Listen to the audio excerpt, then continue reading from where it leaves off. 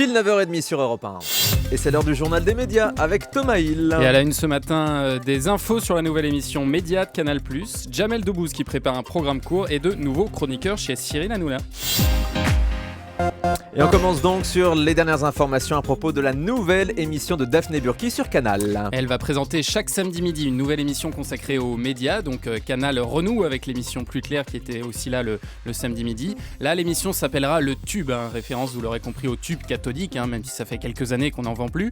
Selon Télé 2 semaines, ce sera une émission de 30 minutes dans laquelle Daphné Burki traitera de 2 sujets en compagnie d'un invité qui était dans l'actualité médiatique de la semaine. Première le samedi 14 septembre sur Canal.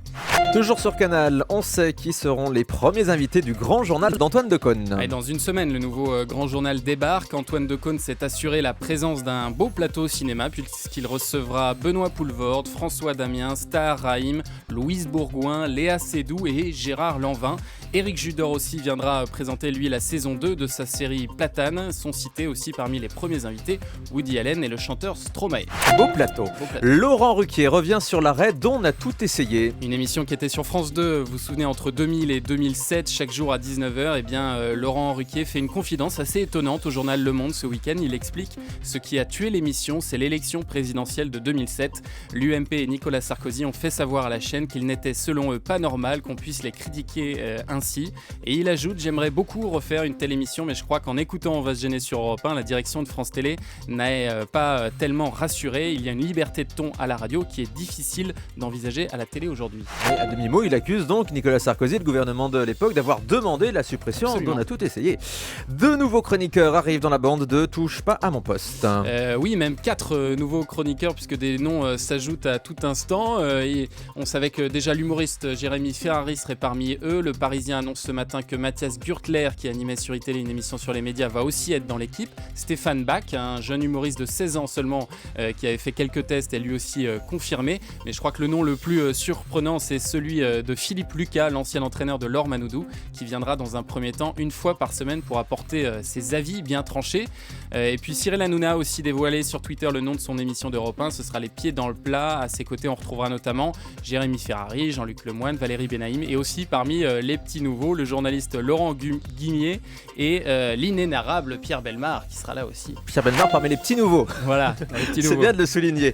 Cyril Hanouna donc à découvrir lundi prochain sur Europe 1 de 10h30 à 12h30. Une animatrice télé qui se mobilise contre le cancer. Et le 12 septembre prochain aura lieu à l'Olympia la deuxième édition du concert Leur Voix pour l'Espoir organisé par Laurie Choléwa. Les bénéfices de cette opération parrainée par Dovatia seront reversés à la Fondation pour l'aide à la recherche en cancérologie digestive. Sur scène, on pourra voir notamment Christophe Mahé, M. Pokora, Gérard Lenormand, Tal. Alors, est-ce que ça n'est pas compliqué de mobiliser les artistes pour un nouvel événement caritatif ? On est allé poser la question à Laurie Choléwa.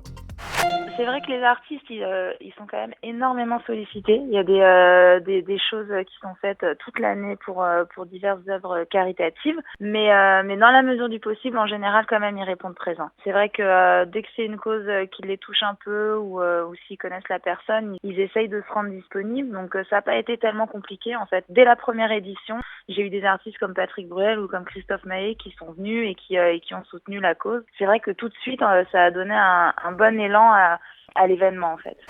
Laurie Choléwa interrogée par Antoine Gaugois. Le concert Leur Voix pour l'Espoir sera le 12 septembre à l'Olympia à Paris.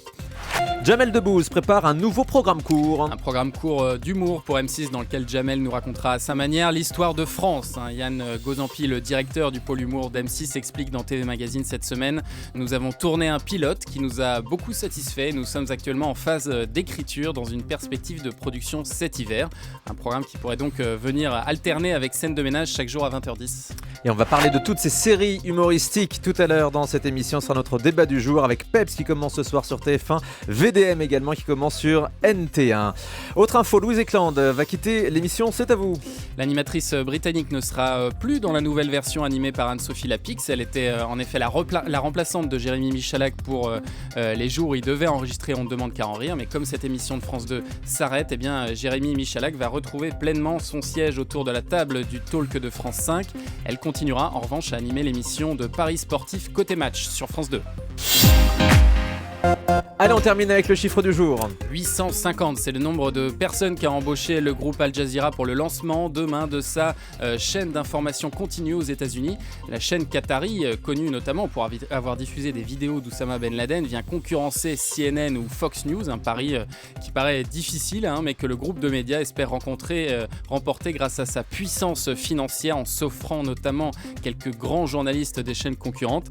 Elle proposera chaque jour aux téléspectateurs américains 14 heures de direct et promet des reportages plus approfondis que ceux de ses concurrents. C'est à voir à partir de demain. Et Al Jazeera a également le projet d'ouvrir une chaîne d'information continue en France pour venir concurrencer les chaînes qu'on connaît ici sur notre territoire. Merci beaucoup Thomas Hill pour le journal des médias.